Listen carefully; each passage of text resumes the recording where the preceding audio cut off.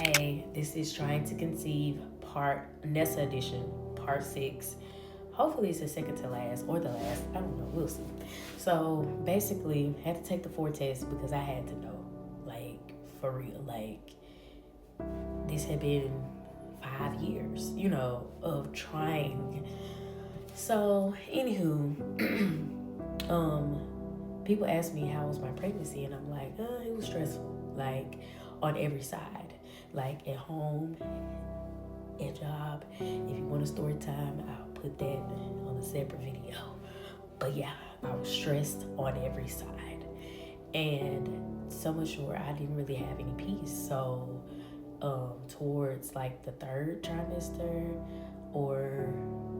the third trimester, he said because of the diabetes, he wanted to go ahead and put me on to prevent preeclampsia, put me on a high blood pressure medicine. Yeah. It didn't prevent it because I still had it.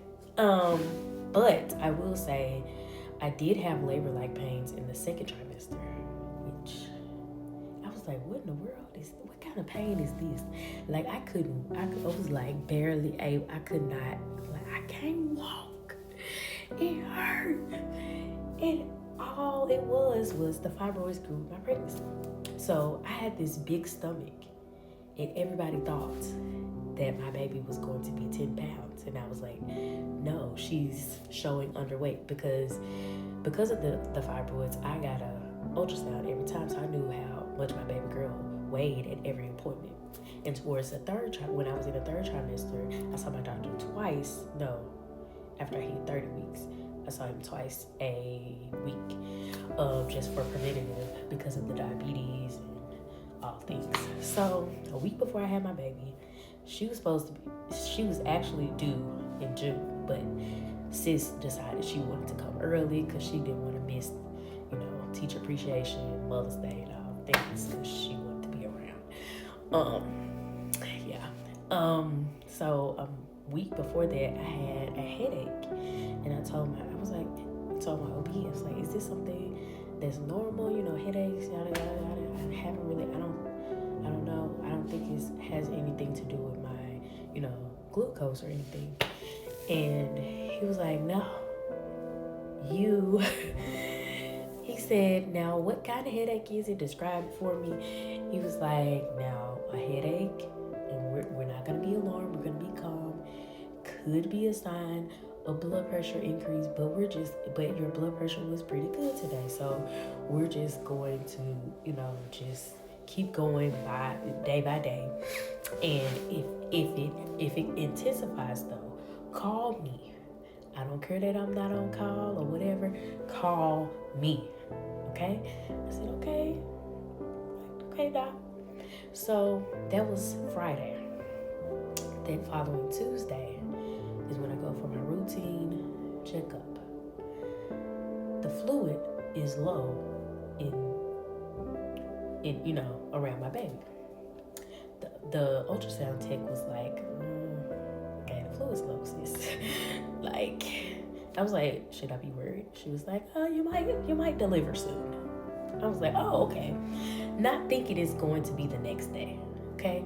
So then, go get my vitals checked, because I went when I went, it's like you get your ultrasound. You either get your ultrasound then or get your ultrasound. You usually get your ultrasound before. That's how it was for me before the pandemic. I don't know how they do it now. So anyway, I get my vitals done. My blood pressure is 140 over 90 something, whatever. Now, mind you, before pregnancy, I never had blood pressure issues, and even now after pregnancy, I don't have blood pressure issues. So yeah. Don't let people stress you out. Okay. Anyway, so basically, the nurse was like, oh sis, you finna go to the doctor. He's going to, because he was delivering a baby. He's going to you're gonna go. You're gonna have your baby probably today or something, or a few days. It's gonna be induced. I was like, are you sure? She was like, yeah. So sis was right. You know, I had her the next day. So by the time I went, and like what's running through my mind is I don't have a bag packed because again, like I told you, I was stressed on every side. I hadn't had time to. I was still working, like still teaching. I will give a story time because I promise it's good about how I was stressed on every side. Just put it in the comments if you want it. But I'm gonna wrap this video up into a part 7